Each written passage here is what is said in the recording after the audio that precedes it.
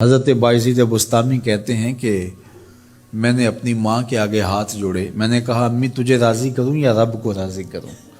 تو اپنے حق مجھے معاف کر دے، اللہ کو میں راضی کر لیتا ہوں۔ ماں نے کہا جاؤ پتر میں اجازت دیتی ہوں۔ گئے جنگلوں میں ذکر و فکر میں لگے رہے، تنہائی میں اس کو یاد کرتے رہے، دن رات ذکر کے چراغ روشن رکھے۔ 12 سال گزر گئے حق کی تلاش میں۔ ایک دن واپس بستام کے قریب سے گزر رہے تھے، خیال آیا چلتے چلتے ماں کو سلام کر جاؤں۔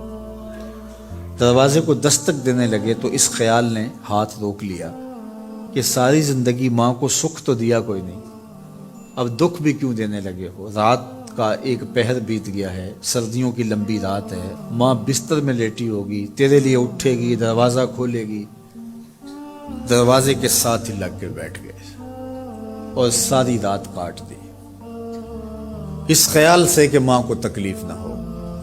جب سحری کا وقت ہوا تو اندر سے جو نالی آتی تھی اس نالی سے پانی آیا، سمجھ گئے میری ماں تہجد کے لیے اٹھی ہے اور وضو کا پانی ہے، تو فوراً دروازے پہ دستک دی۔ اندر سے آواز آئی بیٹا بایزید میں ابھی آئی۔ مائیں بیٹوں کے دستک کے انداز سے جان لیتی ہیں یہ کس بیٹے کے ہاتھوں کا لمس ہے۔ 12 سال کے بعد آئے، دستک دی، کہا بیٹا بایزید میں ابھی آئی۔ ماں کی تو نگاہیں ہی دروازے پہ رہتی ہیں۔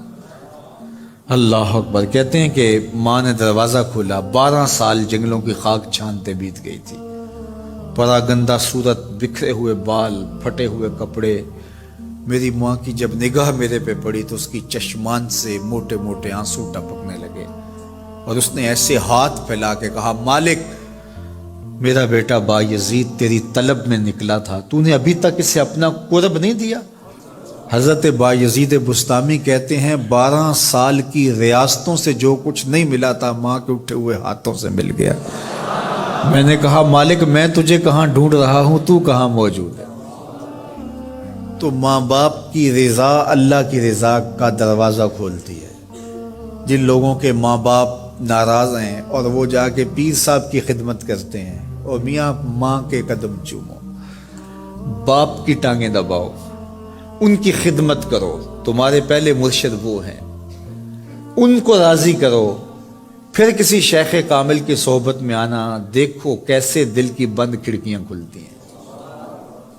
ایک مرشد تو ناراض کر آئے اور دوسرے مرشد سے تمہیں کیا ملے گا؟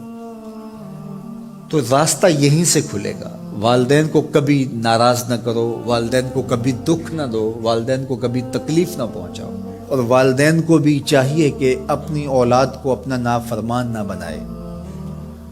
ایک بزرگ فرماتے ہیں کہ مجھے برابر 30 سال ہو گئے ہیں کہ میں اپنی اولاد کو کوئی حکم ہی نہیں دیا، کوئی حکم نہیں دیا۔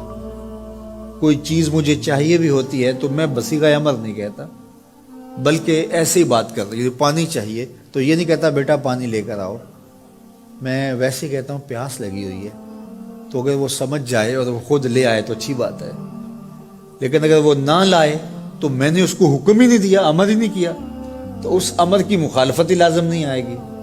تو کہا 30 سال برابر گزر گئے ہیں، میں نے اپنی اولاد کو حکم نہیں دیا کہ کہیں وہ میری نافرمان نہ ہو جائے، چونکہ اگر وہ نافرمان ہو گئی پلے کچھ نہیں رہے گا۔ جو اولادیں ماں باپ کی نافرمان ہوتی ہے وہ ہوا میں بھی اڑیں، وہ چرخ پہ بھی جھولیں، وہ زمین پہ گرنے والی ہوتی ہیں، کبھی کامیاب نہیں ہو سکتی وہ اولادیں جو ماں باپ کی گستاخ، بے ادب اور نافرمان ہوتی ہیں۔ وہی اولادیں سرخرو، کامیاب اور کامگار اور بامراد ہوتی ہیں جو ماں باپ کی خدمت کرتی ہیں، ماں باپ کی دعائیں لیتی ہیں۔